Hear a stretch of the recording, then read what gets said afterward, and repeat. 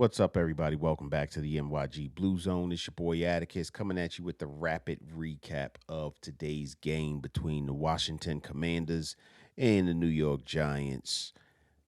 Tough loss, man. Here was a game where the Giants were favored to win only by 2.5 points, which means it was a toss up anyway. But you just had that feeling from the start of the game, even when the Giants got down early to start this game. You just had the feeling that they were going to pull it together and come away with the victory. But then, because we've been taught that that's just not one of the things that the New York Giants does, to prepare to lose this game, a game to a team that you should absolutely beat. They're missing their starting quarterback. They're missing Zach Ertz. We talked about the injuries that they were dealing with on the offensive line. Defensively, they've not been able to do much of anything this year, even though they've made some um, pushes by player acquisitions to improve their defensive front and their offensive line. They're dealing with injuries and they just have not been very good. I mean, that's why they were 3-10 coming into the game today. But the Giants did not capitalize on these things. And I'm going to talk about a whole bunch. There was just so much to unpack in this game. But before I get into all of that, I want you guys to please like, subscribe, hit that notification bell. So every time we drop some new content, you're one of the first ones to be notified. So starting this game, the Giants kicked the ball to the Commanders, and the Commanders on their first possession, it really looked like the Giants were at least better prepared defensively for whatever the Commanders were going to do. And we knew going in that they were going to be a heavy run team because they were missing Jaden Daniels. They didn't have Zach Ertz, and they have a pretty good running back room. Krosky Merritt and McNichols, and then I believe the other guy's name is Rodriguez, but he wasn't playing today. But their running back room is pretty good, and the Giants all year have not been able to stop the run. So we knew that that was going to be coming, and it looked like to start the game that the Giants had kind of prepared well, and they weren't giving up huge chunk plays on that first drive. In fact, they stiffened up when Washington got into scoring range and limited them to a field goal attempt. And it was just something that felt off about this game the whole time. The Giants have lost to the Commanders. This is now the fourth game in a row, which is very un-Giants like when it comes to that rivalry between these two teams. But 4 games in a row is what it is at this point. And I just kept feeling like the Giants were going to do just enough to win this game. But slowly but surely, reality started to set in. And you just knew that they were going to lose this game. The defense eventually started to give up huge yards. I shouldn't even say huge yards, but 5, 6, 7, sometimes 8 yard runs to this Washington Commander offense. And you can't keep giving up plays like that and think you're going to win the game. And that set up the play action. So Marcus Mariota, he didn't have a really good game, but he was pretty efficient. He was 10 for 19 at 211 yards, 1 TD, took 2 sacks. He did fumble on one of those sacks, and we'll talk about that. But he played efficient enough. He just needed to manage the offense, and their offense pretty much did what they wanted to do for the most part. I mean, they did have to punt the ball 4 times, and the it's so weird because the Giants defense in some respects looked better than they have in a while, and then others they just could not stop them on certain third down plays. So it was disappointing, and then they gave up a bunch of second down and long plays that turned them into first down, so they never even got to third down. But when you look at what the Giants were able to do defensively, and I was pretty happy to see Abdul Carter finally showed up, and it was said on the broadcast that he had his best practice all year, and it showed on the field. This guy was the Abdul Carter who we were hoping we were getting when we drafted him. Quick look at his numbers. He had 5 solo tackles, 2 assisted. He had a sack, strip, forced fumble, and he even recovered a fumble on. I don't know who. Actually, that was him tackling, but that wasn't a sack. He even recovered a fumble on another strip tackle, which was pretty cool to see. And at that point, the game, you were starting to feel like there's no chance that the Giants could get back in this game and win it. And he came up with a big play defensively. The Giants were not able to convert on it, but he did show up and play well. You still see a lot of the weaknesses in the Giants defense. Number one, they can't stop the run. Number two, their coverage skills just break down so quickly. They have such bad technique. Sometimes they get a little bit too handsy and they get a PI call. I do think that that call against Cordell Flott for pass interference was not a good call by the referees. I thought that was a normal play on type of play, but that extended the drive for Mariota and the Commanders at that point. But even starting off the game, the Giants got down early. I think it was 10-0. Then it turned into 13-0. And the Giants finally scored on a Tyrone Tracy run, which was really nice to see. By the way, Tyrone Tracy Jr. had a really big game, but I still felt like it was just weird. I felt like they had opportunities. The defense, while they continued to um, collapse in certain situations, they did get the ball back to the offense. Big problem for this team continues to be special teams. They gave up another touchdown, this time a punt return for a touchdown with bad coverage and even committed a penalty on that play.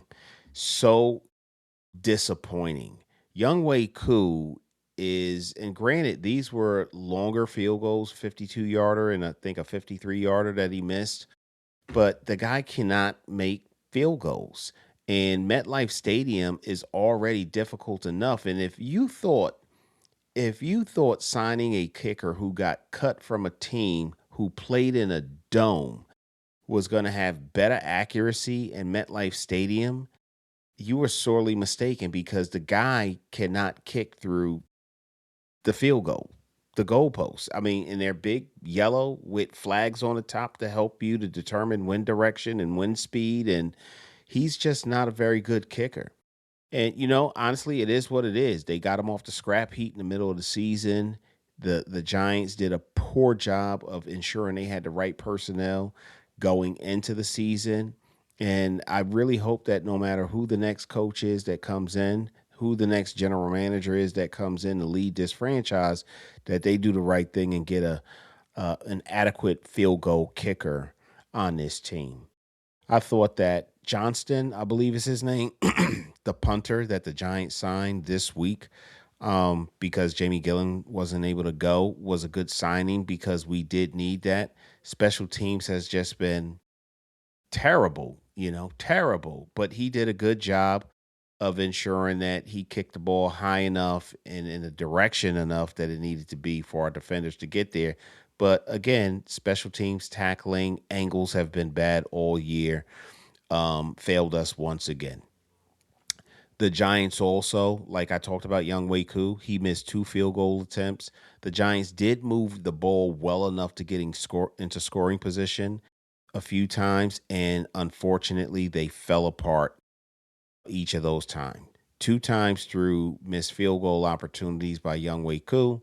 One time, the Giants had the ball first and goal at the 1 yard line as a result of a pass interference call against the Commanders. We get the ball first and goal.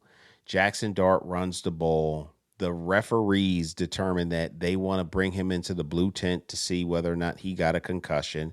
Didn't look like much on that play to me, but it looks like they really playing him close. So they brought him in. Jameis Winston comes in, and they lose yards on the next 2 plays. Jackson Dart comes back in on a fourth down, and they are unable to convert when they had the ball at first and goal at the 1 yard line. That's a situation where you might have wanted to give Young Wei Koo an opportunity to kick the field goal. Um, but they did not. They tried to go for it and they did not convert. Washington got the ball, turnover on downs.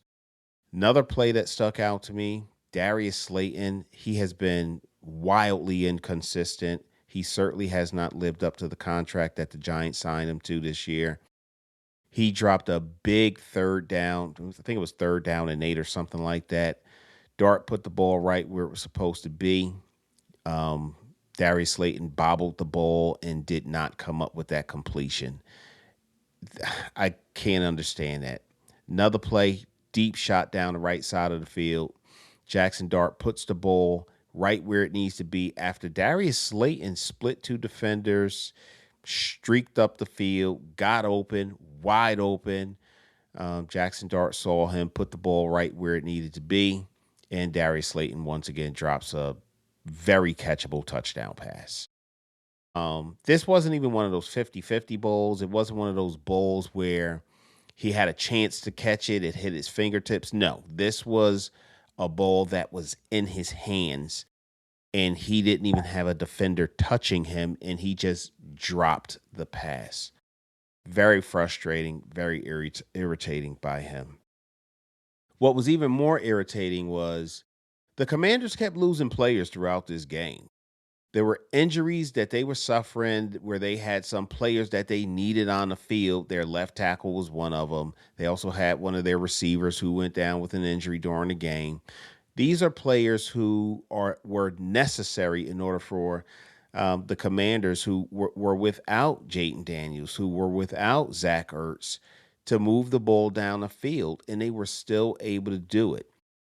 So when I look at everything that transpired, the missed opportunities, the dropped touchdown passes, the missed field goals, the poor tackling, this team just all around is a bad team. And I really try to look at them through my blue lenses and feel good about what I'm watching and who I'm watching and get excited about these games. And they've given me no reason to feel like they're going to win any games, even against a team like the Washington Commanders, who came in here with a backup quarterback, with a tight end who hadn't received any receptions all year, who made the game sealing catch, by the way, a 30-plus yard reception by Marcus Mariota, because Javon Holland is just incapable of covering anybody. It was just disappointing to see this team and what they've evolved into, and maybe that's par.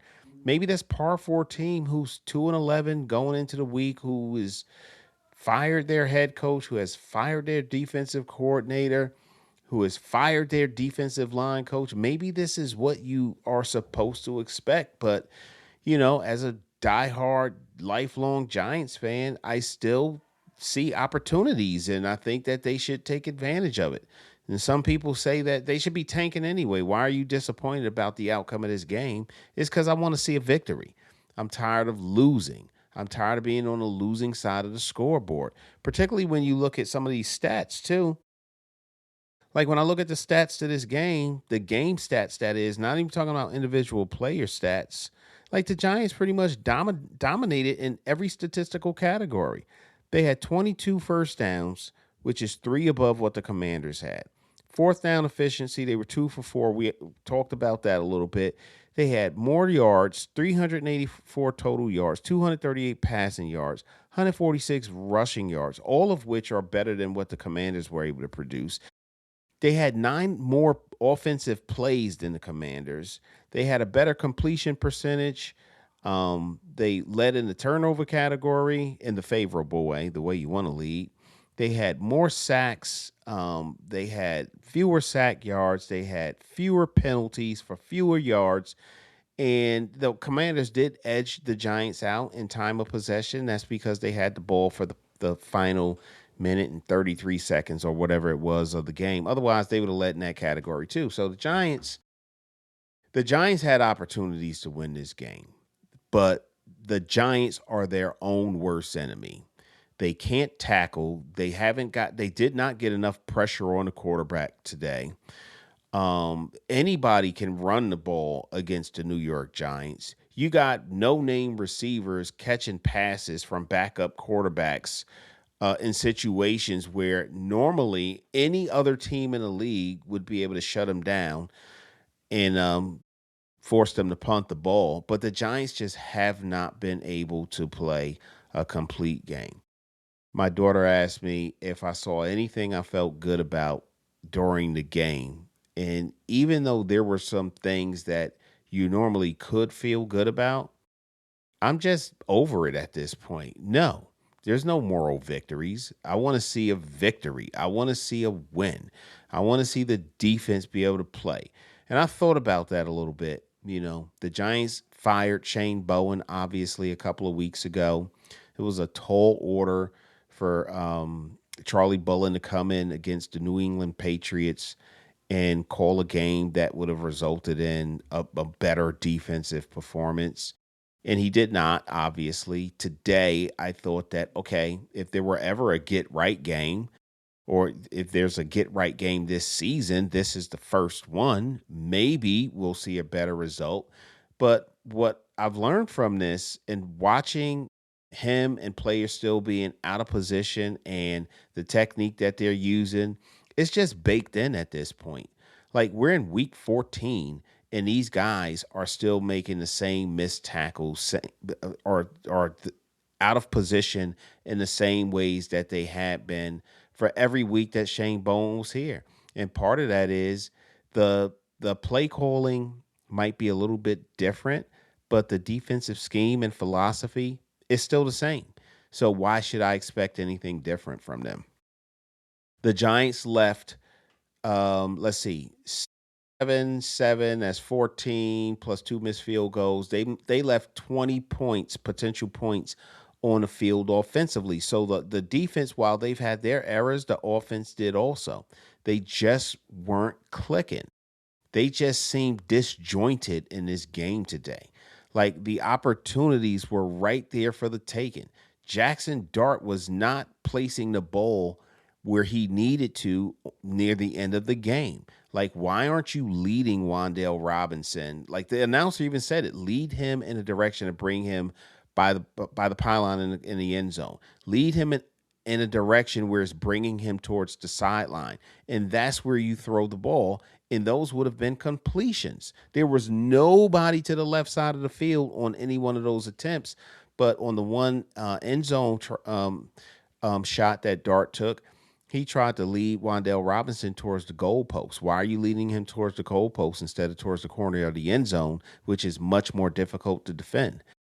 Again, on 4th and 6 or whatever it was, 4th and 8, the last play that the Giants had the game, why did you throw the ball inside instead of outside towards the sidelines, which would have been a much better place to throw the ball? Wandale would have likely caught the ball and he could have ran out of bounds.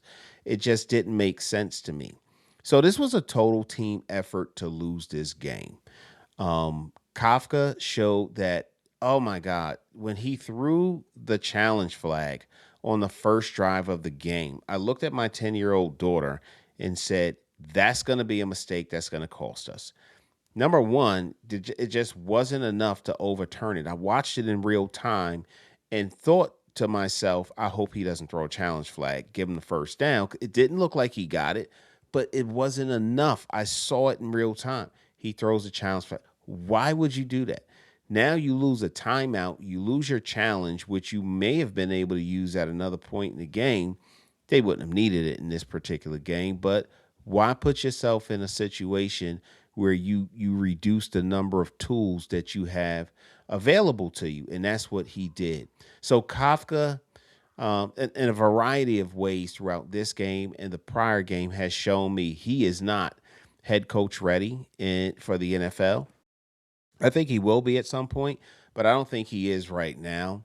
I think Charlie Bullen, no matter what he does, is still Shane Bowen's defense, and they're still going to look like they're going to look. Dexter Lawrence is still a shadow of his former self. Maybe it's scheme, maybe it's philosophy, maybe he's dealing with an injury. I don't know what it is, but he has really been a non-factor more than he has been a contributor to what we used to see as a dominant New York Giants defense. Darius Slayton, way too inconsistent, dropping passes that should have been caught to extend drives, should have been caught to put points on the board. He is so frustrating to me. He has not lived up to the contract that he was just signed to. I don't know why Isaiah Hodgins didn't appear to be a bigger part of the game plan this week, but he just was not. I think he had two catches today, if even that. We did see a Jalen Hyatt sighting today. I don't even know why he was in a uniform because he didn't contribute in any way. I'd much rather use that roster spot on more players to help out on special teams, or unless that's where they had him. But he did not play well, and he did not play much at all.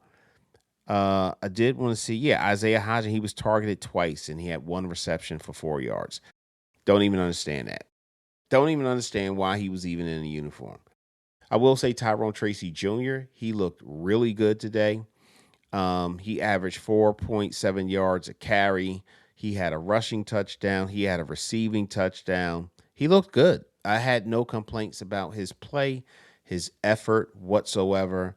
I do think the offensive line held up pretty well. I was disappointed that John Michael Schmidt got that penalty, that what was it, unsportsmanlike conduct penalty or something like that, or personal foul penalty. That kicked us in the nuts and took us completely out of a third and manageable position to a third and 20 or whatever it was. And it was so unnecessary. This is the second week in a row that we've seen players lose their cool and their temperament and cost us 15-yard penalties that took us completely out of the position where we could either convert or score a touchdown or a field goal or whatever. A lot of blame to go around in this one. A lot of blame to go around. Blame goes to Jackson Dart. There's some blame that can go to the offensive line. There's some blame that can go to tight ends missing blitzes. There's certainly blame that can go towards our wide receivers, particularly Darius Slayton, who has continued to drop passes. I will say that Wandale Robinson, I did not see many things that I can complain about him. He played overall a pretty good game. And the only thing I can think that might be is if he ran those two routes incorrectly that I talked about earlier. But other than that, I thought that he played pretty well. Defensively, same old, same old. You know, Brian Burns gives a lot of effort. Dexter Lawrence has not shown me anywhere near what I need to see. Darius Mursal did make a couple of plays that I was happy to see. He came back. Abdul Carter looked really good. He was a really a bright spot for me today. He had, I think, three tackles for losses. He put heavy pressure on Mariota. He had that strip sack against Mariota. He also recovered. I think he knocked the ball out of the running back's hands, and ended up recovering that fumble as well. So he had a really good game tonight. But everybody else was like, like, what are y'all doing? It's almost like, I don't know. I don't know. You know, we are still the number one pick in next year's draft at this point. Next week we are hosting the Minnesota Vikings, another team that the Giants should probably beat. And I'm gonna do a post game, a pregame show for that one also. But again, this is just my rapid recap of today's game. Very disappointing. The Giants should have beaten this team. My boy TP said the Washington Commanders was ass. Pulse. I don't know what that makes us because we couldn't beat a team that he described that way. It makes me very disappointed as a Giants fan who invests so much of his time, his money, his sanity to this football team. But a lot of blame to go around. Washington Commanders came into MetLife Stadium. They handled their business, even though they were shorthanded. And I didn't think had a chance. They did, and they they pretty much did what they wanted to do against the Giants. So Washington 29, Giants 21. That's a show. Thank you again for joining me. Don't forget to like, subscribe, hit that notification bell so every time we drop some new content, you're one of the first ones to be notified. We appreciate you spending some time with us. Go Big Blue. Yeah, a lot of girls probably crying from my old high school. Look, they see me everywhere they go, I probably would too. Look, crossed over to the Jordan man like I'm Michael. Yeah, eating blessings so much I might need lipo. Yeah, tailored for the doves like I'm walking in chucks. Yeah, it's just in this plan, man, I see all y'all shook. Look, knew that I was great ever since I was a rook. Man, all y'all singles making me look good. Okay, praise to the most high, yeah, that's Jesus. Look, but when it come to this rap thing, I can't lose. Yeah, back-to-back number ones, that's the thing greats do. Yeah, tell them boys that ain't nothing I can't do. It's my year, it's my year.